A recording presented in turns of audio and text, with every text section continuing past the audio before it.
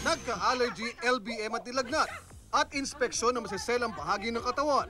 Ilan daw ito sa dinanas ng Baywalk body sa kulungan sa Guam. Nagkuskus din daw sila ng kubeta at hallway. Malupit din ang pinagawa sa kanila. Papasayawin ka, pakakantahin ka sa harapan nila. Halos pagod na pagod ka na. Pinasayaw sila ng jail guards para mabigyan daw ng ekstrang rasyon ng pagkain.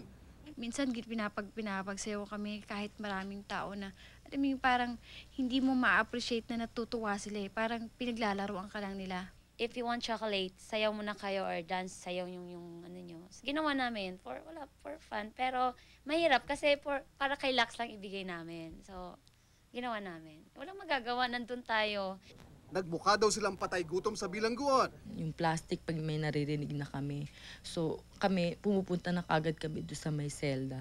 Sabi, pagkain na yan. Excited na kami. Po kami sa point na para na po kaming timang. Parang aamoy, para po mabusog lang kami, aamoy namin yung pagkain ng ibang tao na nasa harap namin kumakain. Kinumpis ka din umano ng immigration police ang lahat ng kanilang pera sa hotel. Kaya't wala silang nauwi kahit 5 duling. Hindi rin umano makatao ang trato sa buntis na si Lux. Nangako sila sa akin, may doktor naman doon. Hanggang sa nakauwi ako, wala akong nakita doktor, nurse lang. Kasi gusto ko malaman yung kalagayan ng baby ko sa loob. Sana ginawa nyo na lang ng paraan yung mga Pilipino man lang sana. Kababayan nyo kami, kahit yun na lang yung naitulong ninyo.